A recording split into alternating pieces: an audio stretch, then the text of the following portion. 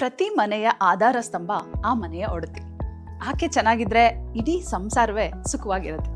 ಹೆರಿಗೆ ನಂತರ ತಾಯಿ ಆರೈಕೆಗಾಗಿ ನಮ್ಮ ಪೂರ್ವಜರು ಬಳಸುತ್ತಿದ್ದ ಅಳವಿ ಕಾಳಿನ ಶಕ್ತಿ ಈಗ ಸೋಲ್ಯಾಕ್ ಬೋಮಿಕ್ಸ್ ರೂಪದಲ್ಲಿ ನಿಮ್ಮ ಮುಂದೆ ಇದೆ. ಇದು ರಕ್ತಹೀನತೆ ಮತ್ತು ಮುಟ್ಟಿನ ನೋವಿಗೆ ಉತ್ತಮ ಪರಿಹಾರ.